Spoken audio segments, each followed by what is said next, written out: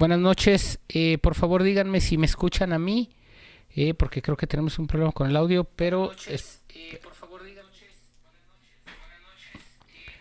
Ok, bueno, ya estamos aquí, ya sé que ya estamos escuchando, ahora sí. Y y bueno, pues como siempre, Señor, muchas gracias, gracias que nos permites estar aquí. Gracias, Señor, por todo lo que haces por nosotros. Gracias, gracias, gracias, Señor. Te pedimos que tomes tu control de esta transmisión, que seas únicamente tú, Señor, quien hable, que seas únicamente tú, Señor, quien conteste estas preguntas, Señor, para que todos podamos entender las dudas que tenemos todos, Señor. Gracias, Señor, gracias por lo que haces. Gracias, gracias, gracias, Señor. Te amamos y te bendecimos en el nombre de Jesús. Amén. Bueno, antes que nada pido una disculpa, no supimos exactamente qué pasó, pero pues no tuvimos audio en la primera salida. Pero aquí ya están los pastores, permítanme tantito, voy a pasar aquí a dos pastores y a saludarlos. Ahora sí, están ustedes en cámara, bienvenidos. Hola, ¿qué tal? Hola, hola. ¿Cómo están? Saludos, ¿para qué cámara volteamos? No sabemos. Para acá, ¿cómo estás? Saludos, bienvenidos, ya estamos listos aquí. Estamos listos ya, bienvenidos esta noche, buenas noches a todos los que se están conectando, un saludo, un fuerte abrazo y pues ya estamos listos, pastor. Ya, estamos listos, vamos a arrancar. Pues bueno, saludos a Cintia Rosales que está saludando ahí, dice hello, Rosy Aviña está conectada, también Samantha Barrera, ahí está conectada y manda saludos, dice buenas noches pastor, dice, bueno, el pastor obviamente está aquí conectado, saluda, dice Rosy Aviña, dice buenas noches. Yo pongo aquí, ¡vamos! Nuncia Aviña dice, listos. José Gareda también saluda y dice, ¡vamos! Y también Jimena dice, ya se escucha, manda un corazoncito. Y bueno, ya empiezan a saludar. Y también Lumi, también que está conectada, dice, se oye y se ve que alguien se atravesó hasta allá atrás. Sí, era mi hermana Andrés, pero bueno, ahí estamos. Y dice Samantha, hola Josh, también. Mandan saludos ahí. Pues muy buenas noches a todos, qué bueno que están por aquí. Diles a los demás que ya comenzó esto y que estamos ya por arrancar. Las preguntas, recuerda que también puedes enviar las preguntas aquí al chat y con gusto te las resolvemos. Lo único es que sean preguntas que edifiquen y no metan controversia, ¿sí? Porque hay personas que nada más preguntan para crear controversia. Así que estamos en un programa para responder preguntas, pero que sean de edificación. Así que, pues bueno, eso es. Voy a entrar, pastor, tantito, también para decir, las preguntas son cosas de la Biblia, son temas de la Biblia, son dudas de la Biblia. Lo voy a decir claramente, si alguien por ahí escribe, ¿cómo te hiciste pastor? No estamos en el testimonio del pastor. Lo aclaro para que no sientan que fui grosero al omitir su pregunta. Pero bueno, Josh, ¿vas a empezar tú preguntando? Sí, claro. Dale. Bueno, la primera pregunta que nos mandaron aquí, obviamente nos venimos preparados y pues lo que el Espíritu Santo nos vaya hablando. Pero dice la primera pregunta, pastor, dice, ¿qué relación tiene la vida de David con lo que vivió Jesús para que fuese llamado hijo de David? O sea, ¿qué relación tenía David de tal manera que Jesús fuera llamado hijo de David? Bueno, si nos vamos a los evangelios, ahí viene la genealogía de Jesús y ahí viene precisamente que David era un antepasado de Jesús. Cuando el pueblo de Israel entra a la tierra prometida y van a conquistar Jericó, hay ahí una persona que se llama Rahab, que si lo lees en la palabra, ella vivía ahí y ella aloja a los espías y después ella descuelga un hilo rojo, una frazada roja para que no maten a los de su casa. Esa mujer se convierte al pueblo de Israel y esa mujer viene a ser la abuela de David o tatarabuela, no recuerdo si bisabuela o tatarabuela de David. Y entonces si uno se va a la genealogía de Jesús, uno puede ver cómo pasa ahí, o sea, viene Isaí, el papá de David, y luego pues David y demás y todo, y luego la genealogía hasta José y después Jesús. Entonces, esa es la genealogía, o sea, ahí lo encontramos, o sea, si tú lees los evangelios, ahí lo encuentras. Ahora, ¿por qué la familia de David o por qué David? Que tal vez podría ser la pregunta que va al lado de esto. Bueno, a David se le prometió, el Señor le prometió que su trono sería para siempre. Y esa promesa para David es a través de su descendencia. Y curiosamente, al ser Jesús descendiente del linaje de David, entonces pues ahí se cumple esa promesa que Dios le hace a David, que el trono iba a ser para siempre. Entonces recordemos que Jesús está sentado hoy en el trono al lado del Padre, y que Él va a venir a establecer un reino aquí en la tierra, un reino milenal de 1000 años, por promesa a Israel y por promesa a David. Entonces ahí se cumple. Entonces por eso es que a Jesús se le llama hijo de David, por la descendencia. No sé si está bien también, aquí. También, bueno, tengo para agregar a esa pregunta, ¿en qué momento viene como si uno podrá estudiar la vida de Jesús, ¿no? Y esa primera intervención la encontramos en Marcos capítulo 10, verso 47, que es precisamente cuando el ciego Bartimeo le dice: Jesús, Jesús, hijo de David, ten misericordia de mí. Entonces yo creo que también viene muy relacionada a esa pregunta, ¿no? ¿Por qué lo llamaban hijo de David? ¿Por qué lo asociaban con David, no? Yo creo que pues es parte del propósito. Es por el linaje, sí. Reconocían el linaje de los padres, ¿no? Entonces recordemos que en la antigüedad, hoy se ha un poco desvirtuado pues el linaje, ¿no? O sea, y está en Mateo precisamente, en el capítulo 1, dice: el libro de la genealogía de Jesucristo, hijo de David, hijo de Abraham, inclusive, ¿no? Entonces de ahí empieza Abraham, engendró Isaac, y por ahí pasa también lo que es David, Isaí, David y demás, ¿no? Por ejemplo, viene de Ruth, Obed, de Obed a Isaí, de Isaí engendró al rey David, el rey David a Salomón y etcétera, Roboam y hasta que llega Jesús. Entonces se reconocía la genealogía, ¿no? Hoy se ha perdido eso. Por ejemplo, yo soy César, hijo de Víctor, hijo de Francisco, y ya después ya no me acuerdo quién, el otro, ¿no? pero sería muy bueno estar viendo lo de la genealogía, ¿no? Yo creo que también Dios le da un peso importante a, como lo dices, ¿no? A la genealogía. Aún con Jesús le da ese peso junto con marcando esa genealogía, claro, en Mateo, y aparte menciona que la gente lo reconocía como el que una vez prometió a David descendencia, un reino milenario, pues es ese Jesús, ¿no? Yo creo que en ese tiempo en el pueblo de Israel no lo reconocían así. Todavía. Porque muchos no lo aceptaron como el Mesías. A los que sí le aceptaron como el Mesías, pues obviamente se conjuntan muchas profecías, o sea, en Jesús mismo. Una de ellas, pues que es descendiente de David, pero realmente el pueblo en sí, el grosso del pueblo de Israel, no lo aceptó como el Mesías, por lo tanto, no como ese cumplimiento de un reinado. Es más, muchos esperaban que Jesús rompiera las relaciones con el Imperio Romano y estableciera el reino de Israel, porque también les digo que está prometido, pero no era el tiempo. Entonces, al tener la genealogía, al ser el Mesías, al estar haciendo milagros y señales en el nombre de Dios,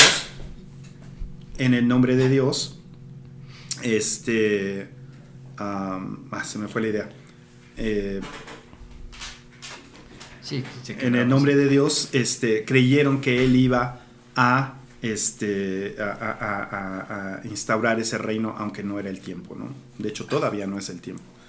Pero bueno, no sé si se contesté esta pregunta, no sé quién la haya hecho, pero bueno, son de incógnita las preguntas. Entonces, bueno, dice Monquirón que ahora regreso, no se vayan, ¿no? Aquí vamos a estar, nada más te vas a perder las respuestas. Pero bueno, vámonos a la segunda pregunta, por favor. Dice, la segunda pregunta que nos hicieron es, hablando de las iniquidades, dice: ¿por qué tenemos que pedir perdón por los pecados de nuestros antepasados si se supone que Jesús los llevó en la cruz? Ok, esa es muy buena pregunta. Es una pregunta profunda. Bueno, es muy sencilla de responder, pero es una pregunta profunda. Cuando Jesús murió en la cruz, murió por 3 cosas. Murió por las rebeliones, los pecados y las iniquidades. Ahora, si la pregunta está formulada de esa forma, está mal formulada. ¿Por qué? Porque tú y yo no podemos pedir perdón por los pecados de los padres, ni de nadie. O sea, yo no puedo pedir perdón por los pecados de mis hijos. Puedo pedir a Dios que se arrepientan mis hijos y que pidan perdón por sus pecados, porque la salvación no es familiar, viene con el paquete familiar, sino Dios no tiene nietos, Dios no tiene sobrinos, entonces la salvación es personal. Entonces es cierto que la palabra de Dios habla de las 3 cosas: pecado, rebelión e iniquidad. ¿Qué es la iniquidad? Aquí la pregunta está, por eso digo que está un poco mal formulada, porque está diciendo hablando de la iniquidad es una cosa. ¿Por qué tenemos que pedir perdón por los pecados de los padres? No, tenemos que romper, escucha bien, es muy distinto.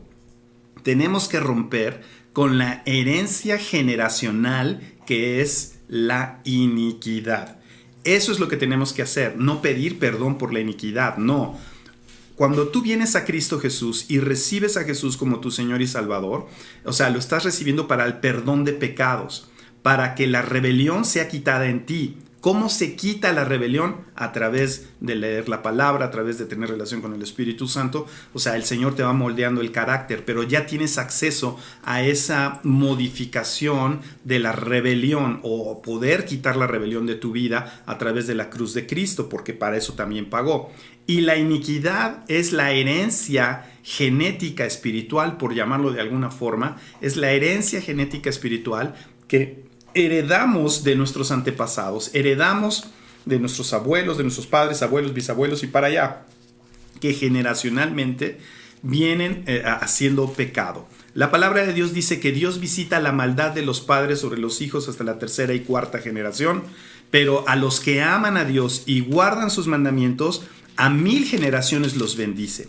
Entonces a Dios le interesa mucho las generaciones, le interesa mucho lo que viene de atrás. Y muchas veces los hijos, o sea, nuestros hijos, bueno, los míos no, pero porque yo ya rompí con todo eso, pero los hijos repiten los pecados, ojo, repiten los pecados de los abuelos o de los bisabuelos o de las tías o demás y todo, porque son iniquidades familiares o generacionales que hay en las familias, ¿sí? Entonces, cuando tú vienes a Cristo Jesús, no es pedir perdón por los pecados de tus padres. ¿Qué tal si tus padres ya se murieron? Pues tú ya no puedes pedir, y aunque estén vivos, no puedes pedir perdón por el pecado de tus padres. Eso es completamente erróneo. No puedes estar haciendo ceremonias o misas a favor de... No, eso no es bíblico. Pero sí, al venir tú a Cristo Jesús, debes de tener en conocimiento que el Señor Jesús pagó por 3 cosas. Y una de esas cosas son las iniquidades. Entonces, la iniquidad, ¿qué hacemos con la iniquidad? Rompemos la iniquidad, rompemos la cadena generacional en el nombre de Jesús a causa del sacrificio de Jesucristo para que sea rota esa iniquidad. Entonces, aquí por eso me quiero hacer esta aclaración porque no, o sea, está mal formulada la pregunta. No pedimos por perdón del pecado de nuestros padres, no, pues ellos sabrán si pidieron perdón y ellos sabrán si recibieron a Jesús o no, pero yo sí lo recibí, yo sí lo tengo. Yo sé que ahora soy una nueva persona, yo sé que soy hijo de Dios, yo sé que tengo la victoria, yo sé que tengo la sangre de Cristo, sé que tengo la autoridad del nombre de Jesús. ¿Para qué?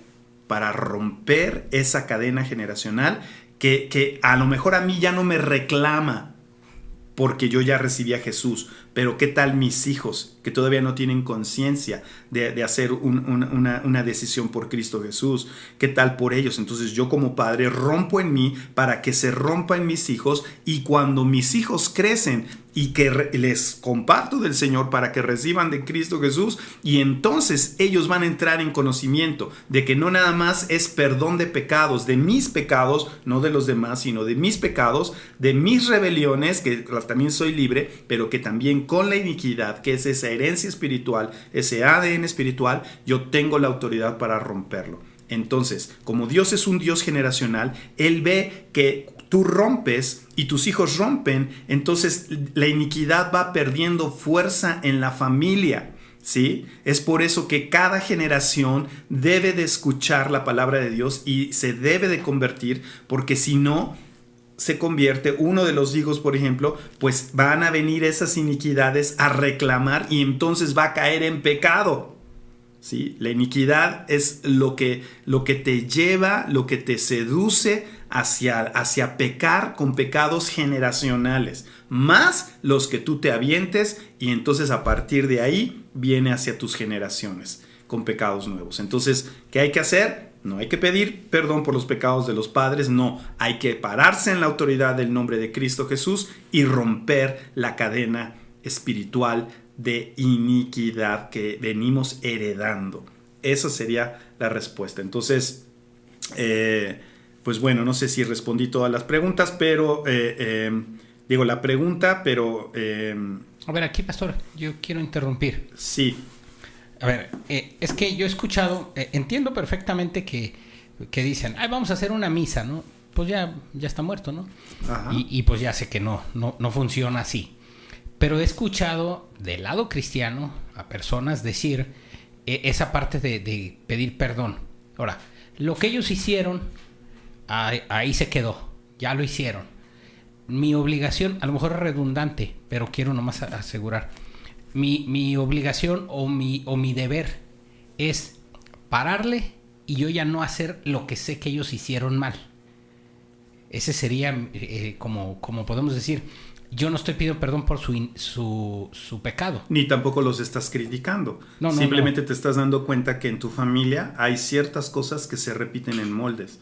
O sea, a lo mejor no en tus hijos, pero en los hijos de tus hijos sí se repite. ¿Sí? Entonces, bueno, es que te estoy volteando a ver a ti, pero estoy de lado a la cámara. Voy a voltear a la cámara. O sea, voy a voltear para acá. Por eso me gusta la mesa, porque aquí nos vemos el rostro todos. Pero entonces, ¿qué estaba diciendo? Se me fue la idea. Sí, decías de mis hijos. Entonces... A lo mejor mis hijos no, pero mis nietos sí. Exactamente. Entonces, pero cuando tú vienes a Cristo Jesús y entras en conciencia de esto, no es que empieces a ver, mis papás qué hicieron, no, sino simplemente darte cuenta que todas las familias tienen cola que les pisen. O sea, todas las familias. O sea, unos de borracheras, otros de drogas, otros de sexualidad, otros de brujería. O sea, y es muy manifiesto. Por ejemplo, la gente que practica la brujería, que se mete cañón en la brujería, de repente queda ciega de un ojo. Y se repite, no en los hijos, sino en la siguiente generación. Y muchas cosas así. O sea, ves que en ciertas familias, o sea, todas las mujeres salen embarazadas, ¿no? No hay ninguna que no se coma la torta antes del recreo, ¿no? Entonces, o sea, son cosas generacionales, ¿no? Y hasta lo decimos, ¿no? Igualito que el papá, ¿no? Igualito que el abuelo. Mira, salió igual de borracho que el tío.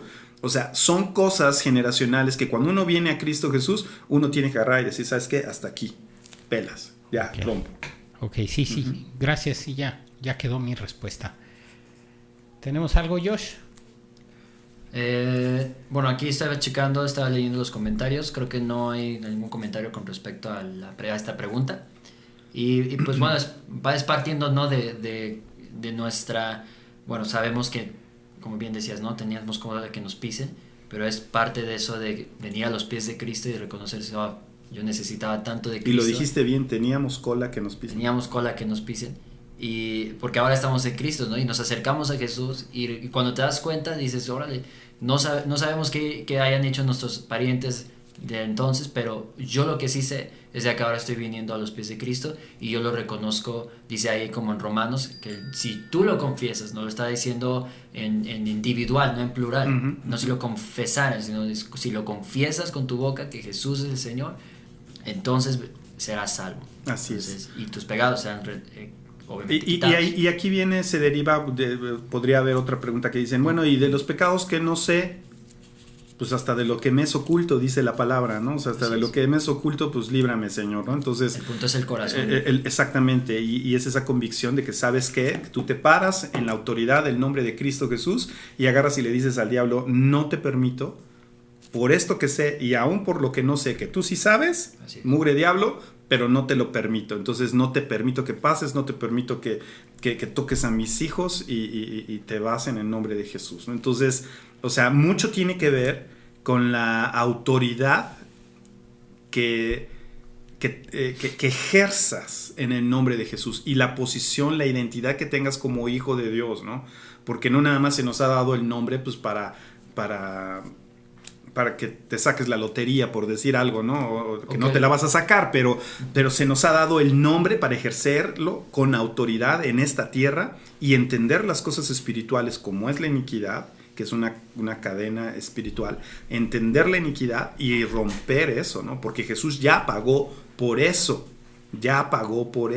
Claro. Sí. Y también pues creo que no es, bueno, puedo pensar en algunas personas, en alguna gente que esté ahí escuchándonos, que a lo mejor dicen, pues yo me apoyo de la fe de mi papá o de la fe de mi mamá, o me acuerdo de mi abuelita que tenía una fe que creía en Jesús, ¿no? Porque Así muchos es. escuchamos eso, ¿no? De que no, pues mis abuelos creyeron, ¿no? Mis abuelos tenían una fe y entonces se apoyan en esa fe y cuando Jesús nunca buscó eso y no entregó su vida en la cruz para eso, más bien para que cada uno como individuos busquemos esa fe y la hagamos nuestra, ¿no? Así es. Yo quiero la salvación y yo me quiero acercar a Jesús. Así es. Sí, la fe es individual, o sea, no hay fe colectiva, ¿no? Y quiero saludar al pastor Jesús Márquez desde Chicago, un saludo, bendiciones. Saludos. Gracias por estar conectado, bendiciones a ti y a tu linda familia. Ahí tenemos pendiente las pizzas ahí de sartén de Chicago, qué ricas son. Y pues saludamos a la gente que también se está conectando, Gaby Bernardino, Cheli Carrillo, ¿quién Claudia más? Higareda. Claudia Higareda. Adriana Cuespi. ¿Quién más? Inés. Nununcia Viña, Inés, Itzel. Monquirón Gileón, Mario Pérez, saludos Mario también hasta el Estado de México. Mi esposa Linda también está conectada. Andrés Sosa dice quietos todos. No es quietos, es embajadores. Bueno, seguimos con la siguiente pregunta. Vamos, creo que bastante bien con el tiempo. La siguiente Dispara. Disparo ya. Uy, esta pregunta a mí me encanta. Yo creo que el que la hizo le atinó y nos va a encantar. Esta tercera pregunta dice: ¿en qué momento el Antiguo Testamento menciona o hace mención del actuar del Espíritu Santo? Híjole. Ya nos encendimos. No. Se volvió aquí a una Bueno, fogata. mira, ¿en qué parte del Antiguo Testamento? Bueno, te puedo decir desde Génesis, en el principio. Uno. Así, o sea, dice que el Espíritu se movía sobre la faz de la tierra. Ahí ya está la primera referencia. Y encontramos muchísimas referencias acerca del Espíritu Santo moviéndose. Lo encontramos en Proverbios, lo encontramos en Salmos, lo encontramos en prácticamente todos los libros del Antiguo Testamento. Vemos el mover del Espíritu Santo y la actuación del Espíritu Santo. Déjame decirte que por ejemplo Moisés cuando entraba al tabernáculo y ahí la presencia manifestada en el arca entre los dos querubines, ahí lo que se manifestaba era el Espíritu Santo, porque o sea entraba y pum, o sea nadie podía entrar y caían muertos, o sea era tal la presencia, o sea hay muchas. Sobre Sansón venía el Espíritu Santo, ¿sí? Y lo ponía así todo fuerte y hacía todo lo que tenía que hacer para el Señor, ¿sí? Entonces el Espíritu bajaba. Hay muchas referencias. Ezequiel fue tomado por el Espíritu y fue llevado a otro lado. O sea, hay tantas referencias. Y mira, qué bueno que lo dices porque precisamente acabo de traer mi Biblia del Espíritu Santo. Esta Biblia, no estoy haciendo comercial, pero la acaban de sacar el pastor Ricardo allá en Avivamiento en Colombia. Y precisamente esta Biblia, que es versión Reina Valera, pero tiene la mayoría de las anotaciones en azul, donde aparece el Espíritu Santo, donde hay una referencia al Espíritu Santo. No es otra versión nueva, es la misma versión pero con comentarios, y aquí aparece por todos lados comentarios donde aparece el Espíritu Santo. Ahora déjame decirte que no son todas las referencias, porque o sea, pues obviamente es un trabajo este trabajo es un trabajo de 4, casi 5 años, pero aún así faltó, ¿no? Entonces vemos que el mismo Espíritu Santo fue el que enseñó a los orfebres para hacer todos los muebles y utensilios del tabernáculo y todo. Fue el Espíritu el que les enseñó. Ahora, déjame te leo una referencia, te estoy hablando así. O sea, referencias. O sea, te voy a dar una referencia ahorita así rapidísima. Isaías 11,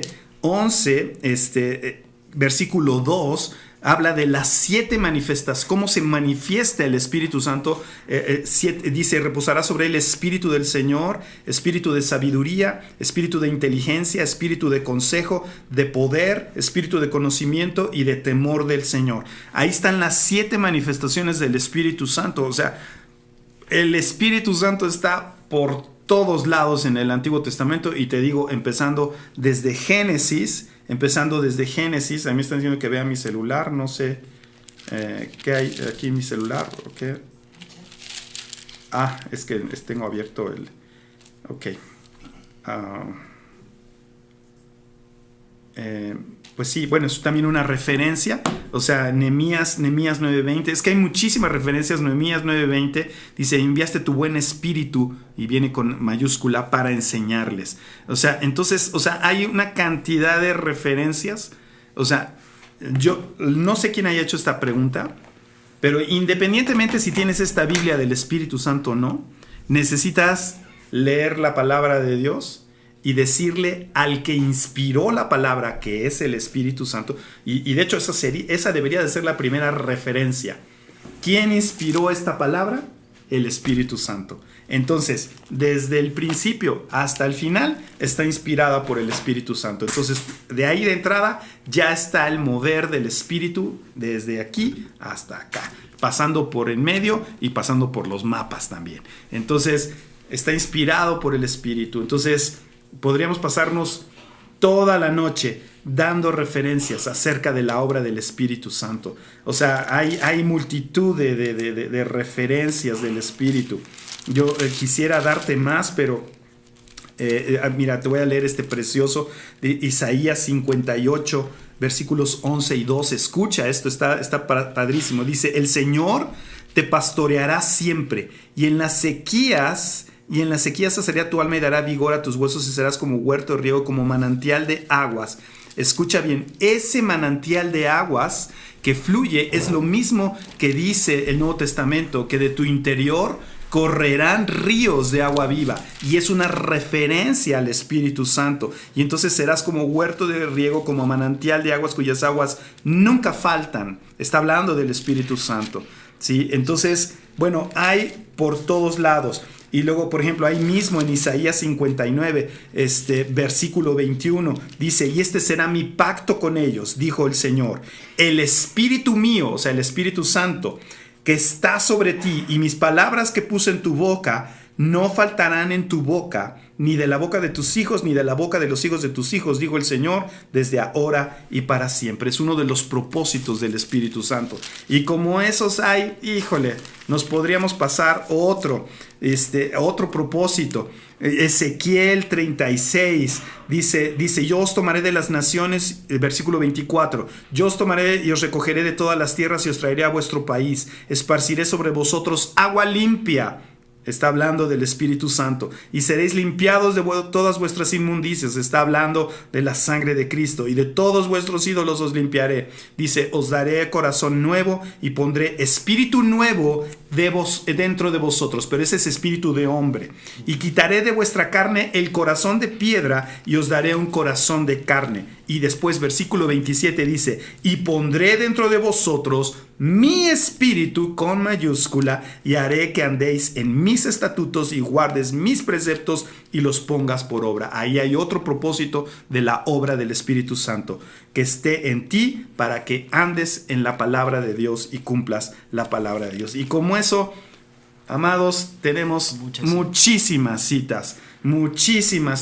Y como dijimos, desde la inspiración de la misma palabra, ahí está presente el Espíritu Santo. ¿Quieres un versículo? Y el Espíritu de Dios se movía sobre la faz de las aguas. ¿Quieres otro versículo? Hagamos al hombre a nuestra imagen y semejanza. Un plural, el Padre, el Hijo y el Espíritu Santo. Y así nos podemos seguir, muchísimo hablando. Pero bueno, son ya bastantes ejemplos, creo que te puedo dar. Y lee la palabra y pídele al Espíritu Santo que inspiró la palabra. Dile, Espíritu Santo, muéstrame dónde estás tú. Muéstrame tu actuar, y créeme que aún versículos que habías leído con anterioridad, el Espíritu Santo te va a revelar su presencia y su actuar y su obrar en ti. Wow, padrísimo. Ahí, bueno, no sé si están ahí comentando. No me aparecen ahí los comentarios. No sé, Armando, si tengas ahí comentarios. Tengo aquí al Pastor Jesús Márquez que dice: cuando gusten les esperamos e invitamos. Tengo también a Francisco que dice: buenas noches y bendiciones. Tengo también a un gran abrazo, manda también. Tengo a Celia Ballesteros que por aquí está diciendo: saludos a todos. Saludos, Celia, bendiciones. Tengo a Lumi que dice: saluditos, estamos escuchando el programa, mis amigas Vicky, Molis y Cristi. Bienvenidas. Y pues es lo que tengo hasta ahorita. Perfecto. Yo le voy a pedir a las azafatas si me pueden, por favor, a las sobrecargos, si me pueden hacer otro té con doble de dos, o sea, doble de dos, válgame, de té y de, por favor. Sí, estamos en vivo, así que este programa es en vivo, así que relájense, es muy ameno.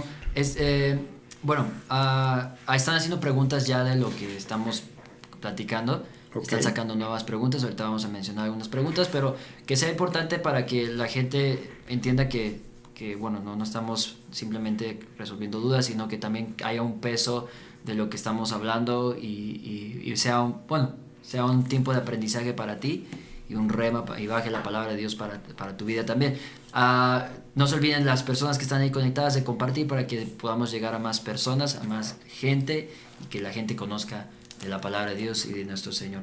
Yo nada más quería decir una rápida intervención del Espíritu Santo, okay, dentro de la palabra en el Viejo Testamento, que fue la pregunta precisamente.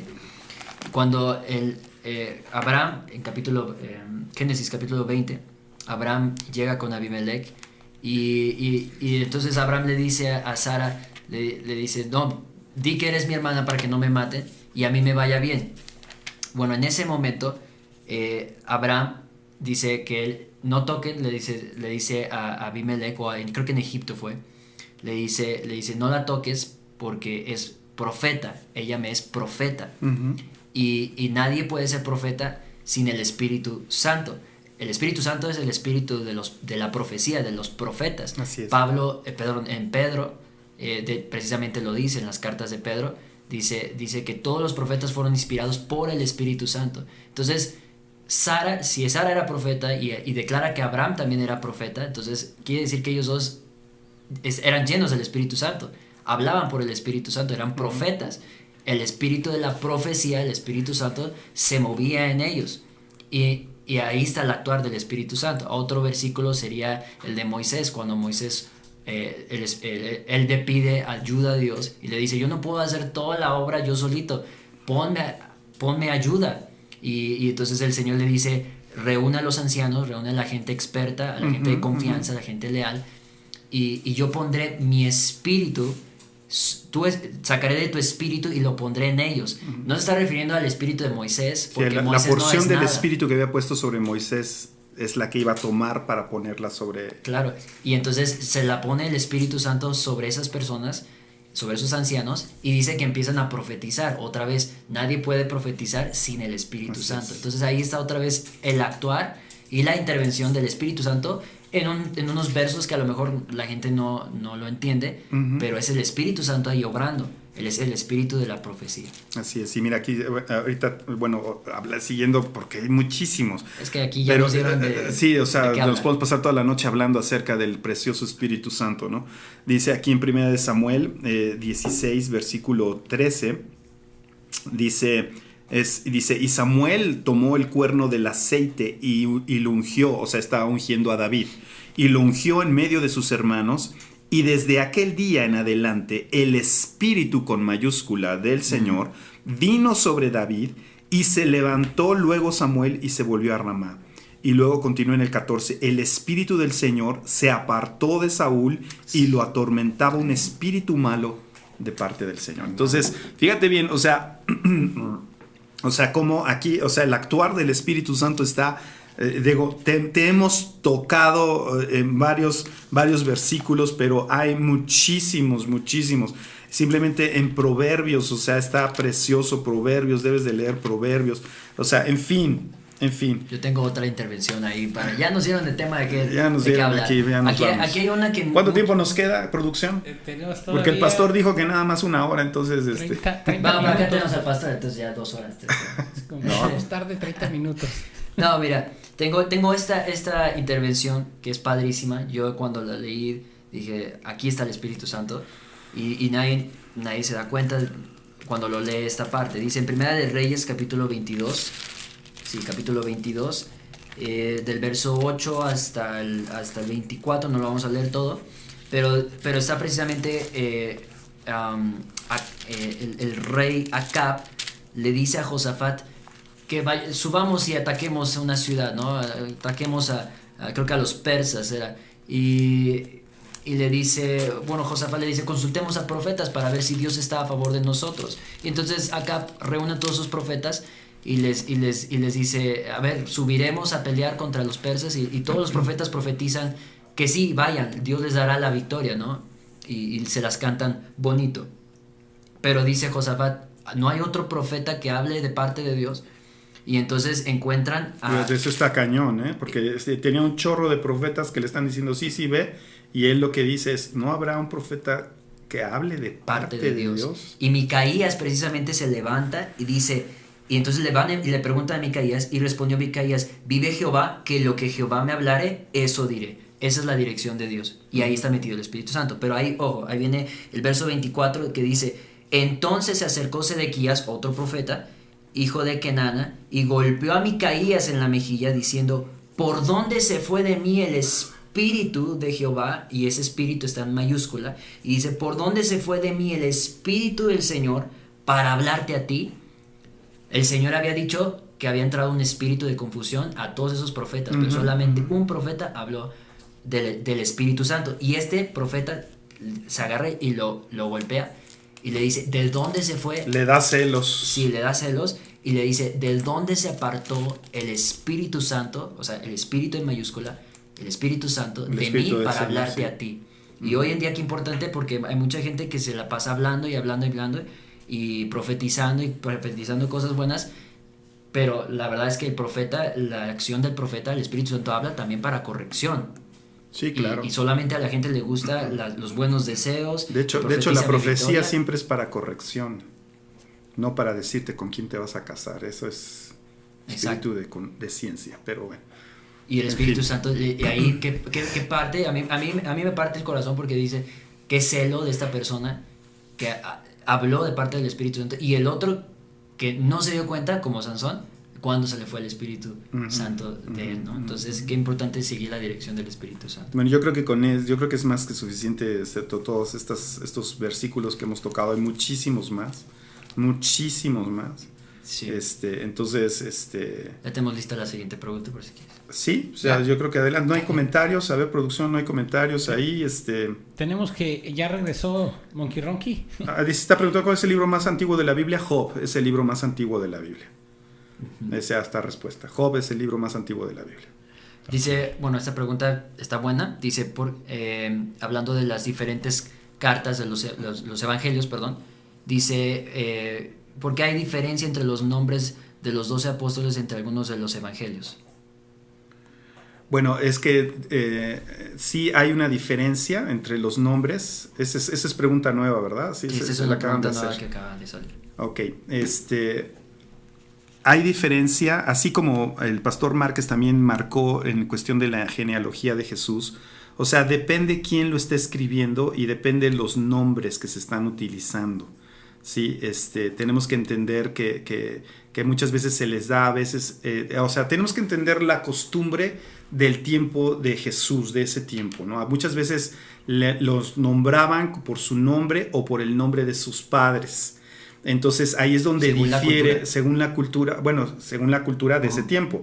Entonces por eso difieren o hablan también de sobrenombres, ¿sí? Entonces por eso es que hay la diferencia entre esos nombres, ¿no? Puede ser cultural, o sea que se menciona al padre o se menciona el nombre o, por decirlo de alguna forma de este tiempo, el apodo, ¿no? Por decirlo así, ¿no?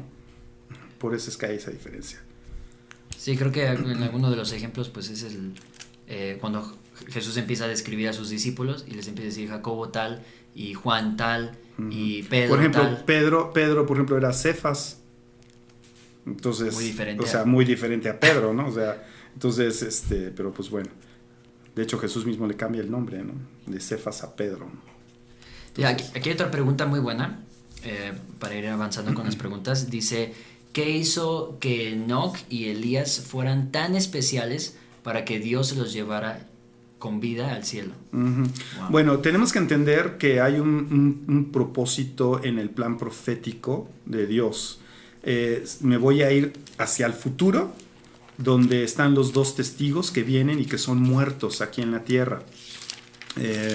Hay distintas vertientes donde dicen que uno es Moisés y que el otro es Elías. Yo lo que veo es que pues, puede ser Enoc y puede ser Elías, porque ellos no habían muerto y son de repente los dos testigos que se presentan y empiezan a hacer milagros en contra del anticristo y en contra de la bestia, y entonces son muertos. Pero bueno, ¿qué los hizo especiales a ellos? Pues bueno, primeramente con Enoc. En Génesis habla algo precioso de Enoc y dice que Enoc caminaba con Dios. Génesis 5, 22. Así es, él caminaba con Dios. Entonces, ahí se habla de una relación íntima con Dios. Así como Adán caminaba en el huerto, ¿sí? Con el Señor, pues Enoc igual caminaba con Dios. Entonces, ¿qué es lo que surge cuando una persona camina con Dios? Surge una amistad.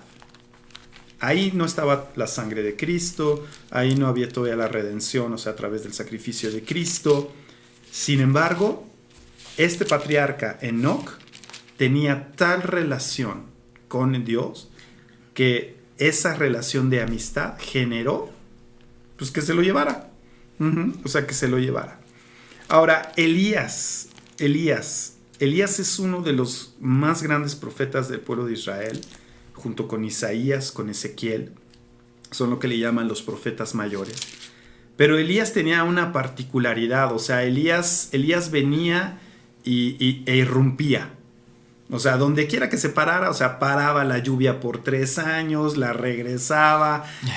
Recuerden el incidente de los profetas de Baal, o sea, Elías, o sea, no, o sea, Elías estaba cañón en la confianza con Dios y en la relación con Dios, porque imagínate que de repente se le ocurre al Elías hacer un altar y que le echen agua y dice, pues Dios, haz descender fuego, e hizo descender fuego a su petición de fuego de Dios y consumió todo el sacrificio del altar. Entonces, Elías era un profeta metidazo, o sea, con Dios tremendo, que no dejaba de ser humano. Recordemos que Elías también se deprimió, ¿no?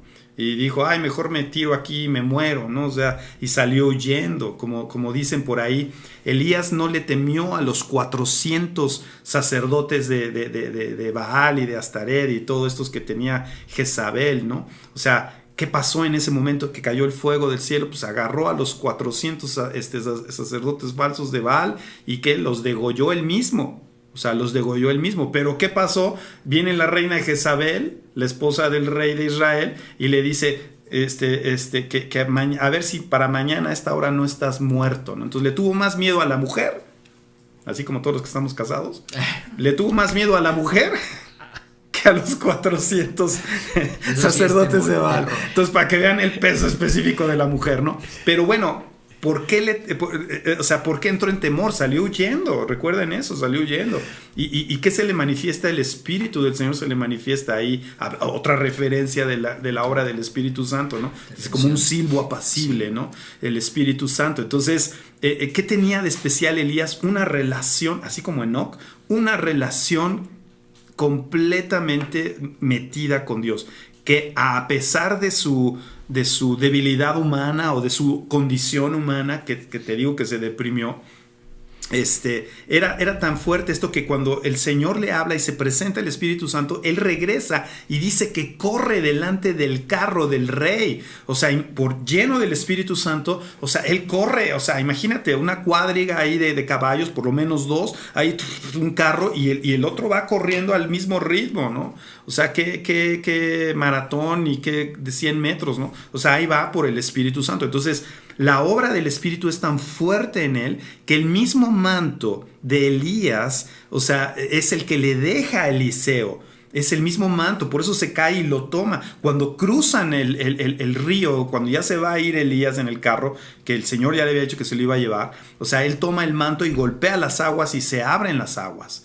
¿Sí? Y cuando Eliseo toma el manto impregnado de la presencia del Espíritu, regresa y dice, ¿dónde está el Dios de Elías? Y ¡pum! Golpea también en las aguas y se separan. Y entonces los hijos de los profetas que estaban del otro lado del río se dan cuenta que el mismo Espíritu o la misma unción o la doble porción que pidió estaba ahora sobre Eliseo. Y tan fuerte era, que hay otra manifestación ahí del Espíritu Santo, que aún muerto Eliseo echan unos huesos a la tumba y ¡pum! Resucita el cuerpo, ¿no? Haciendo el doble de milagros que Eliseo. Entonces, regresando a Elías, o sea, ¿qué lo hace así?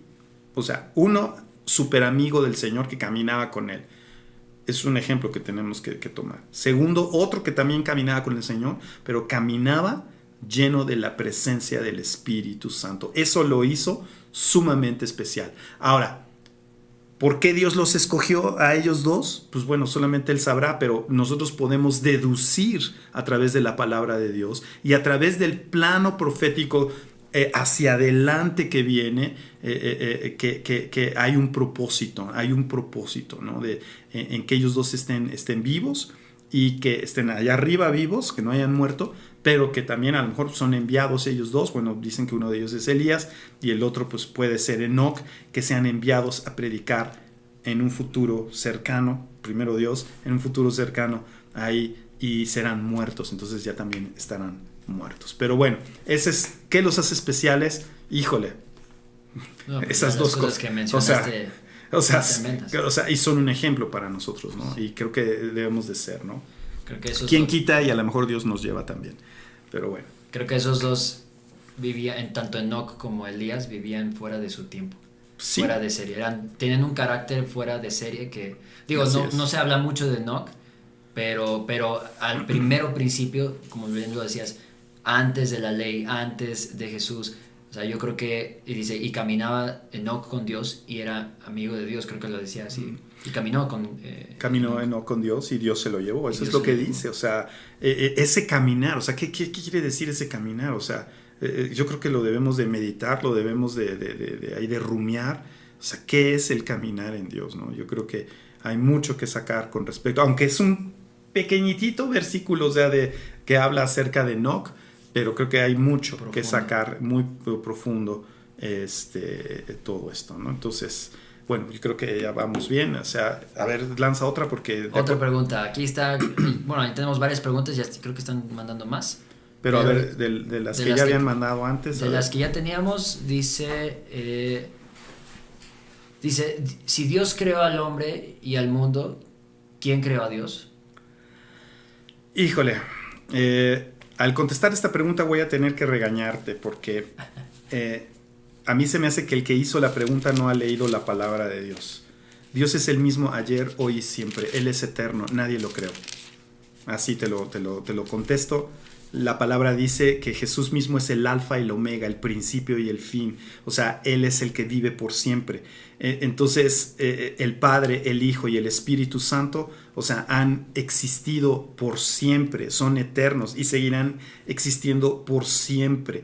La creación del hombre, la creación de la tierra es un momento en la eternidad, porque para Dios, para el Padre, el Hijo y el Espíritu Santo, no existe el tiempo, no está sujeto al tiempo como nosotros. Nosotros estamos sujetos al tiempo. En el momento que en el Génesis el Señor dijo, sean creadas las estrellas, el sol, la luna, ahí se crea el tiempo, ahí se crea toda la mecánica celeste para noche y día, y todo lo que sabemos de tiempo, que si son 24 horas y demás, y todos los calendarios y todo, ahí se creó el tiempo, pero Dios está sobre el tiempo.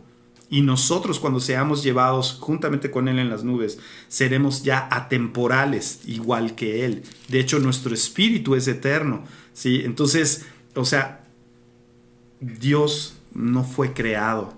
Dios ha existido siempre. Y eso es uno de los dogmas de fe que debes de tener, pero bien cimentados. Y sí, es difícil de entender, pero hay muchos dogmas que necesitamos confiar y tener fe para creer, porque no todo lo vamos a entender, pero si la palabra de Dios dice que Él es eterno y Él es atemporal, no está sujeto al tiempo, Él sabe el pasado, Él sabe el presente, Él sabe el futuro, Él sabía del diablo, Él sabe de la maldad que hay de hoy, pero Él también ha dicho qué es lo que va a pasar, porque Él es el mismo ayer, hoy y siempre. Wow. Entonces Dios no tiene principio y no tiene fin. Eso es algo que tienes que cimentar en tu vida. No sé quién ha hecho la pregunta, qué bueno que no sé ni quién hizo la pregunta, porque si no te voy a cachetear y te voy a decir en qué estás creyendo, ¿no? ¿Sí? Porque Dios, eso es lo que dice la palabra, Dios es eterno, Él ha sido y Él será para siempre. A ver, aquí interrumpo. Yo no fui el que hice la pregunta, pero la hizo alguien más, ¿verdad? La hizo la prima. Si hubiera sido, sí decía. Pero en la plática de cochera, estábamos Éxodo 3:14 en la PDT.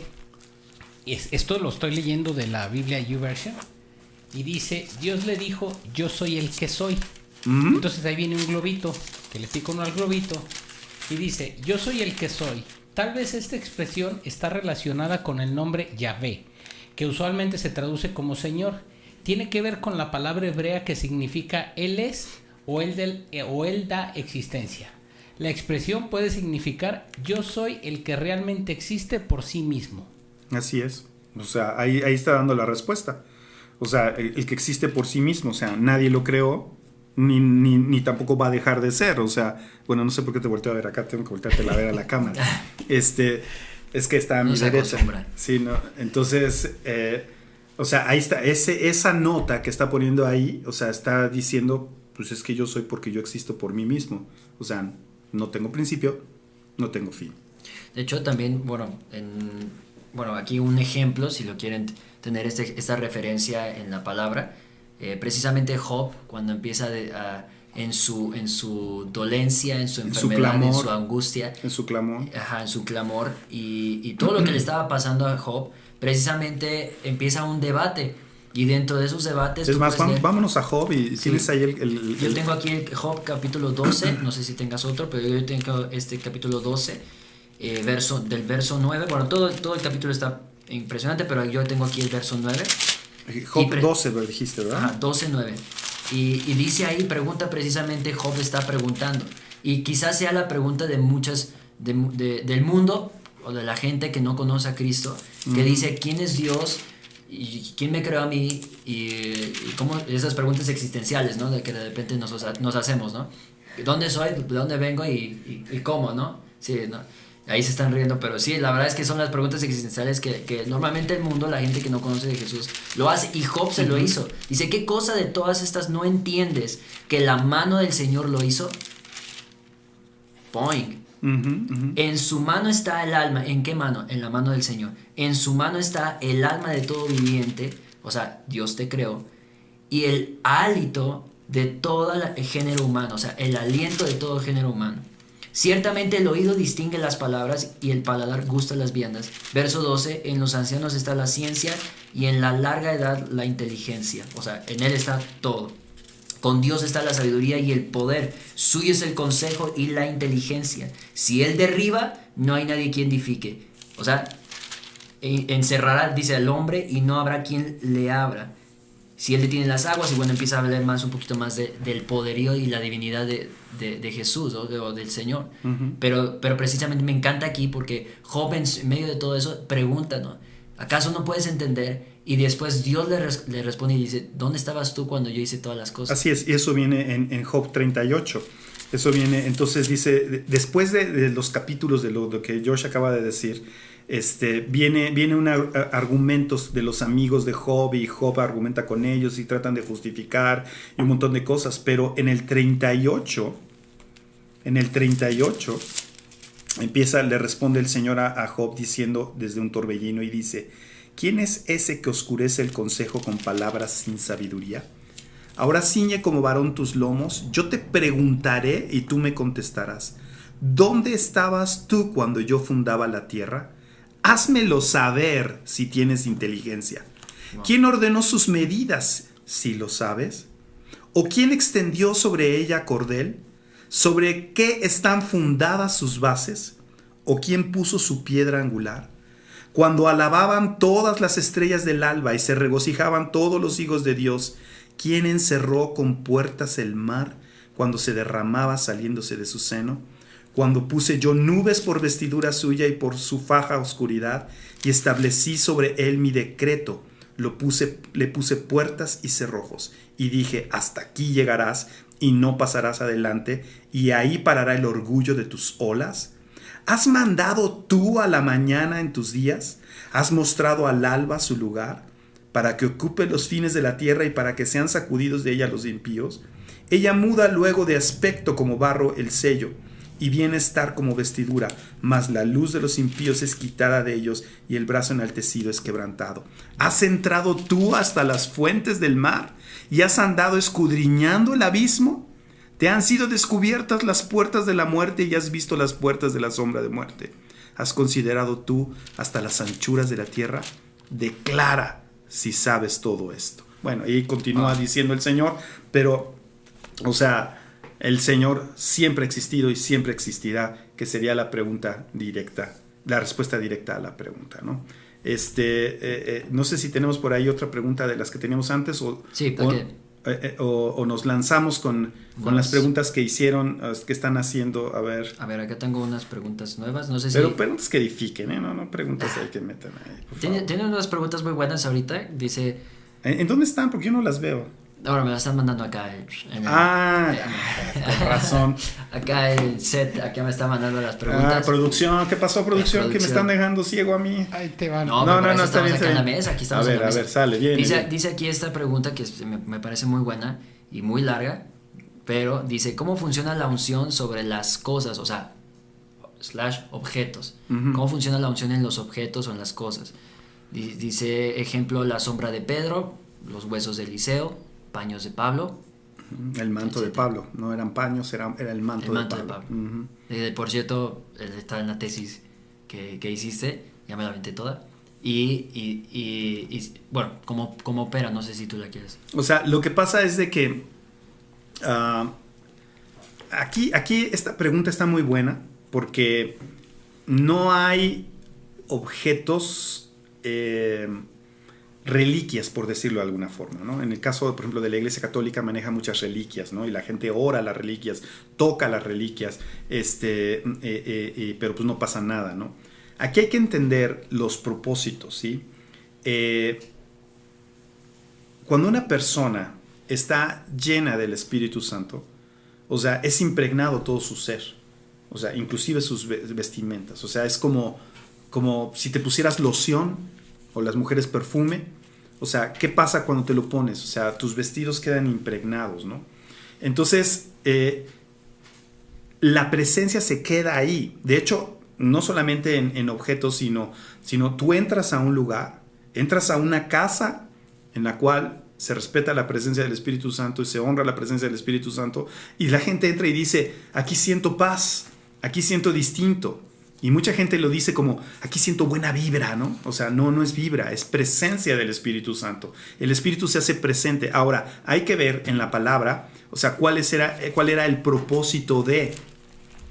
O sea, no es la santa sombra, no son los santos trapos de Pablo, no son, o sea, ¿sí me entiendes? O sea, no se trata de eso, se trata de que hay un propósito, ¿sí? Dice, hasta los propios vestimentos de Pablo eran llevados ¿para qué? ¿Para que fueran adorados los trapos?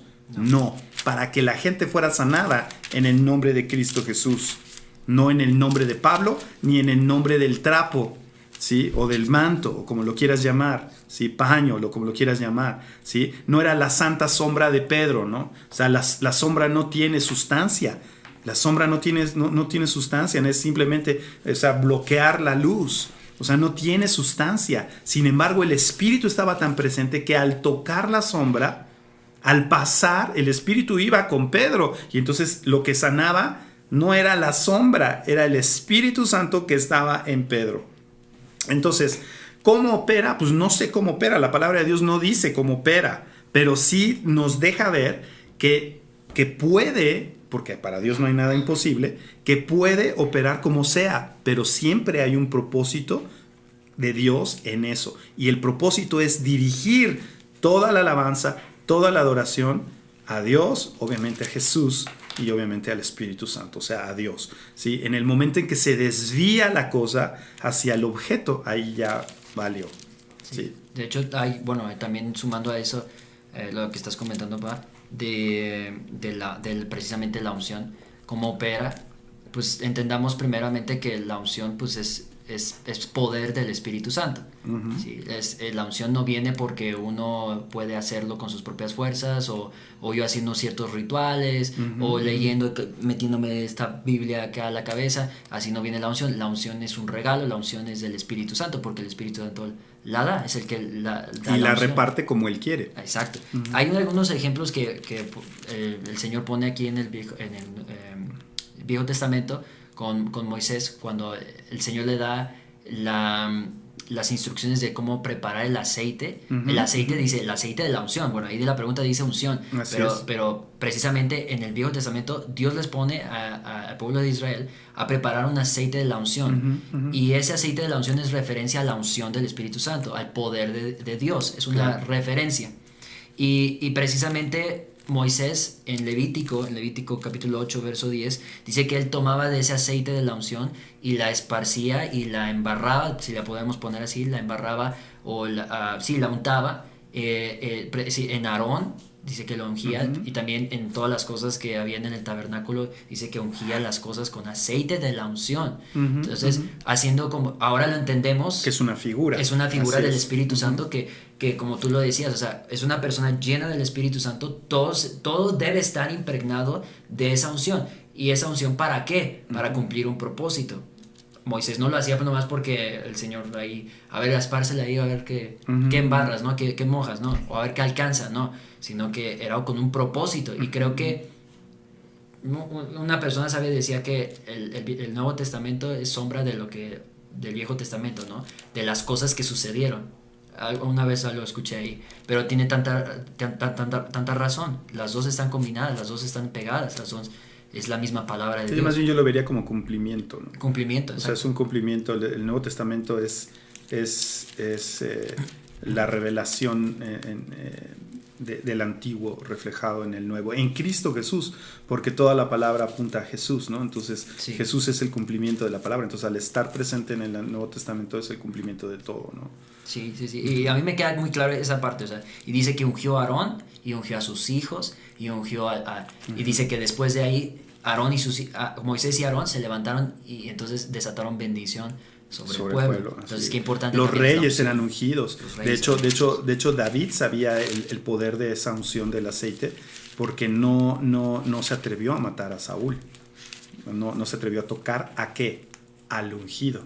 O sea, sabía que había algo especial, ¿no? Aunque Saúl no lo respetara o no lo viera, o los reyes que siguieron, los que se alejaron del Señor, pero a final de cuentas el que yo creo que también depende mucho del corazón de la gente al recibir la unción, recibir ese aceite de la unción, ¿no? Y como dices, no son reliquias, no son tótems, así es. no son amuletos, de buena suerte o del milagro, Ujú, sino ujú. al contrario, persigue al que hace los milagros. Así es. El Espíritu Santo. Así es, así el es. Espíritu Santo fue enviado para hacer todo ese tipo de cosas. Nada más rápido Ok, para... yo creo que vamos a otra pregunta Sí. porque digo, ya creo que en los ejemplos que dimos, que ya nos pasamos, ya llevamos unos minutitos pasados y luego me va a regañar producción. Ya me está viendo feo. Aquí está una pregunta, pues también, todas, creo que nos quedan bastantes preguntas, pero dice aquí una pregunta, dice, ¿cómo fue que después de tantos años y tantas manos, la Biblia se concretó en un solo libro? Esa es una respuesta demasiado larga, porque nos tenemos que meter a la historia de lo que es el canon, precisamente, de la palabra de Dios. Así de rápido, o sea, te puedo decir que lo que es el Antiguo Testamento, o sea, lo que es el canon de los libros del Antiguo Testamento, y digo, tiene que ser una respuesta súper rápida porque me tengo que meter históricamente a muchas cosas y ya nos pasamos mucho del tiempo. Pero el canon del Antiguo Testamento se fue formando obviamente conforme se fue escribiendo, y el pueblo de Israel, precisamente la gente muy religiosa del pueblo de Israel, o sea, formó lo que es el canon de lo que es de Génesis a Malaquías, ¿sí? Y eso se le llama lo que es la Tanakh. La Tanakh incluye la Torá, que son los primeros 5 libros que en nuestras Biblias tenemos, que es Génesis, Éxodo, Levítico, Números y Deuteronomio. Eso se le llama la Torá.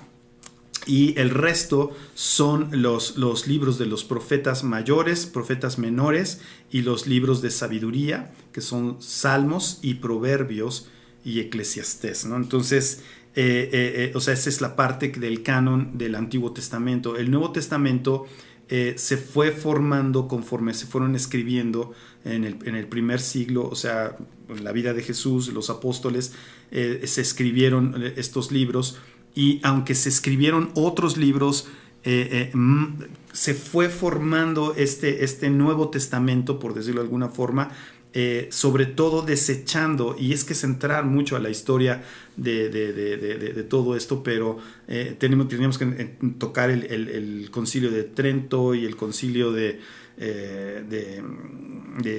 Siena y muchos concilios que se dieron después del año 100 de Cristo, después de Cristo, donde los padres de la iglesia en ese tiempo se empezaron a fijar que habían muchos libros que habían salido alrededor. Y por ejemplo hay muchos libros que no están dentro del canon, que son como el Evangelio de Judas, el Evangelio de Felipe, y que se escribieron posteriormente y por gente gnóstica que no tenían, si tú lees esos libros, bueno, que no les recomiendo que lo lean, pero si tienen curiosidad, o sea, no apuntan a Jesús, no apuntan a la divinidad de Jesús, no van de acuerdo al canon de la palabra de Dios. Por eso se excluyeron varios libros, por eso hay diferencia entre la Biblia católica y la Biblia cristiana o protestante, porque hay 7 libros que no están incluidos en la Biblia cristiana, que se le llaman libros apócrifos o falsos, pero también están incluidos los libros históricos, que son Macabeos 1 y Macabeos 2, o Primera de Macabeos, Segunda de Macabeos, que son libros históricos que sí hablan de la historia de Israel, pero no tiene nada que ver con el canon de los 66 libros que hay en la palabra, en la versión Reina Valera, 66 libros que cada uno apunta de alguna forma a la divinidad de Jesucristo y exaltar a Jesús. De hecho hay 66 capítulos en Isaías, y cada uno corresponde a cada uno de los 66 libros que hay en la palabra de Dios en Antiguo y Nuevo Testamento. Pero sería me llevaría fácil más de media hora estar hablando acerca de la historia, de cómo se formó, pero sí hay que tener en cuenta que estos 66 libros que tenemos en la palabra de Dios, todos edifican, todos te llaman la atención, te llevan al Padre, te llevan a Jesús, te llevan al Espíritu Santo, y no hay ningún libro de estos, ni Números, que es un libro difícil, no hay ni un solo libro de esta Biblia con 66 libros que no apunte hacia el Señor. Los otros libros que no han sido incluidos era porque de plano los que hicieron el canon, este canon que tenemos actualmente, se dieron cuenta que no aportaban nada a la teología, no aportaban nada a la divinidad, y no aportaban nada de edificación para los demás, sino simplemente son libros que están ahí, por eso fueron excluidos. Es una respuesta muy breve, que queda muy inconclusa, porque es muy larga para definir. O sea, es todo un estudio. De hecho, yo doy un estudio acerca de eso, y me llevo como ¿cuántos serán? Como no más, como entre 8 o 10 clases en dar precisamente respuesta a esta pregunta, ¿no? Pero digamos que en respuesta rápida sería algo así como lo que te estoy diciendo. Iba a decir como 3-4 meses, pero... No. pero son clases. Pero o sea, bien, tú lo dijiste también, que toda la Biblia fue inspirada por el Espíritu Santo. Así es. Entonces, si la tienes ahí, es un machacote de toda la revelación y la inspiración del Espíritu Santo. Y a final de cuentas, o sea, como dice Apocalipsis, ¿no? Apocalipsis se ha mal ajustado o tomado la palabra de Apocalipsis como algo que es destructivo, pero realmente en griego Apocalipsis quiere decir revelación, y así comienza, por eso se llama Apocalipsis, porque empieza Apocalipsis diciendo la revelación de Jesucristo. O sea, entonces Apocalipsis es el cierre glorioso de toda la palabra, y es la revelación de Jesucristo, y como es el cierre de toda la palabra, lo que nos quiere decir es que toda esta palabra es la revelación de Jesucristo.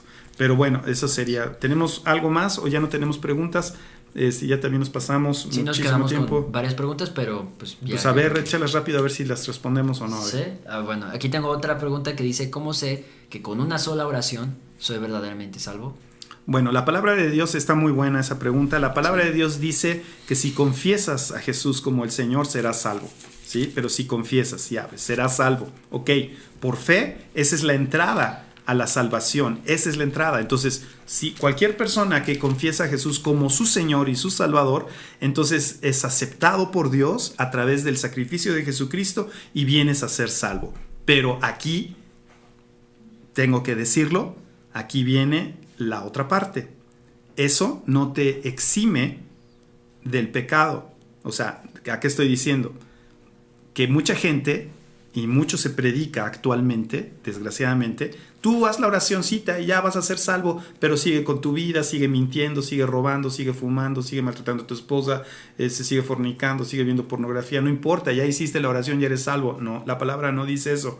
La palabra dice que sin santidad nadie verá a Dios. Entonces, ¿puedes perder la salvación? Sí, puedes perderla. Hebreos 10 es súper claro al hablar acerca de cómo, o sea, después de haber creído, o sea, llegas al pecado y ya después qué más salvación hay. Entonces, o sea, es cierto, con una oración llegas a la salvación, pero ahí no se termina la cosa. Empieza una vida de consagración y de caminar conforme a la palabra de Dios, conforme a la voluntad de Dios, conforme a lo que Dios dice, porque si no, aguas, te puedes resbalar. Y como hay un versículo por ahí que no lo tengo ahorita a la mano, que dice te caíste de mi mano. O sea, uno se puede caer de la mano del Señor, ¿sí? Al meterse al pecado. Obviamente está la gracia, está la misericordia de Dios por nosotros, y que nos va a estar persiguiendo toda la vida para que regresemos, pero a final de cuentas, aguas, porque sí, una oración sí te puede hacer salvo, ¿sí? Pero de ahí depende de ti. Depende de tus decisiones diarias, a cada momento de tu vida, tomar la decisión para seguir la voluntad de Dios, para seguir su palabra, para honrar a ese Señor que tú dijiste, te recibo como mi Señor. Entonces quiere decir que tú eres su siervo, que tú eres su esclavo, por decirlo de alguna forma. Entonces yo ya no voy a hacer lo que yo quiero, sino voy a hacer lo que mi Señor dice. ¿Y qué es lo que el Señor dice? Lo que viene en su palabra. ¿Ok? Entonces, sí, con una oración puedes ser salvo, y la palabra lo dice, pero de ahí hay un compromiso, porque pasas del reino de las tinieblas al reino de la luz, y el reino tiene sus reglas, y las reglas están aquí en la palabra de Dios. Pues yo creo que... Perdón, no es pregunta, es complemento. Aquí pregunta, bueno, aquí pone Monkey Ronky. Hay personas cristianas que dicen que la salvación no se pierde. Pues porque quieren seguirle en el rock and roll. El versículo que mencionaba acá mi papá es Hebreos capítulo 12, verso 15. Dice: mirad bien que no sea que alguno deje de alcanzar la gracia de Dios, que brotando alguna raíz de amargura o se estorbe y por ella muchos sean contaminados. Así es, bueno, y se pierdan, o sea, Sí. Hebreos 10 está bien cañón, ¿no? O sea, También dice, porque si pecáremos voluntariamente, Hebreos 10:26, después de haber recibido el conocimiento de la verdad, que es la oración, Sí. y ya recibiste el conocimiento, ya no queda más sacrificio por los pecados, sino una horrenda expectación de juicio y de hervor de fuego que ha de devorar a los adversarios. El que viola la ley de Moisés por el testimonio de 2 o 3 testigos muere irremisiblemente. Cuanto mayor castigo pensáis que merecerá el que pisoteare al Hijo de Dios y tuviere por inmunda la sangre del pacto en la cual fue santificado, o sea, cuando hiciste la oración fuiste santificado, e hiciere afrenta al Espíritu de gracia. ¡Wow! O sea, está tremendo esto. Entonces, la gente que dice no, que la salvación no se pierde, es porque quiere seguir en el rock and roll. Quiere decir, pues sabes que yo ya estoy seguro y todo eso. Mira, ¿sabes qué? Cuando hay gente que quiere entrar en discusión conmigo acerca de que si se pierde o no se pierde, yo lo que les digo a esa gente, y es lo que les recomiendo a ustedes, mira, yo no lo voy a averiguar. Yo mejor camino derechito. Yo mejor camino conforme a la palabra. Porque qué tal que yo sí tengo razón y sí se pierde y entonces pierdo. Y sí, entonces si tú tienes razón, bueno, yo ya viví una vida conforme a la palabra de Dios y pues si tú eres salvo, pues va. No pierdes nada. No pierdo nada. Pero si en verdad, ¿qué hacemos con Hebreos 10 y aparte toda la palabra que dice sin santidad nadie verá a Dios, etcétera? Y entonces llegas tú y te confiaste, Entonces tú pierdes. pelas. Entonces está comprometida la eternidad. Entonces mejor caminemos con Dios y no nos hagamos guajes. ¿Sale? Entonces, pues bueno, yo creo que despedimos el programa. Yo creo que han de haber más preguntas y después de todo esto, pues saldrá otras preguntas. Ya si alguien después pide otro Q&A, pues lo hacemos. Pero pues bueno, pues despedimos Pues ya, el programa. ya O sea, ¿qué hacemos? O sea, muchas gracias. producción. Ya ahora sí despedirnos, decirles muchas gracias por conectarte. Así es. Hoy es 8 de diciembre del 2022. Esta es una transmisión desde Guadalajara, Jalisco, México. Gracias a todos los que se conectaron. Por favor, compartan el programa para que llegue a más personas. Por último, saludamos a Oscar Lara y más todavía. Nos estamos yendo, pero se conectó Dani Fonseca. Oh, ¿por qué será? ¿Por qué será? No sé. Pero bueno. Gracias a todos. Bendiciones. Nos vemos. Hasta luego. Nos vemos. Un gusto. Bendiciones. Bye bye. Bye.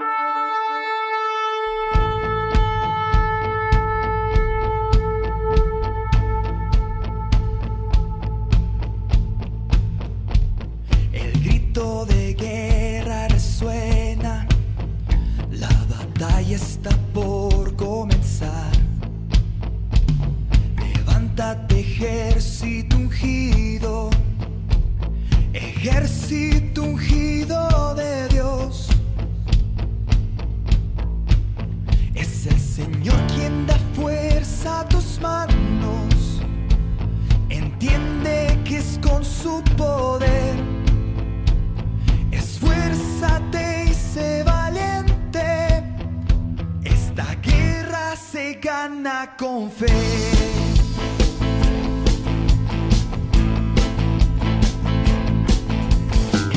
De guerra resuena, la batalla está por comenzar. Levántate, ejército ungido, ejército ungido de Dios. Es el Señor quien da fuerza a tus manos. Entiende que es con su poder. Esfuérzate y sé valiente. Esta guerra se gana con fe.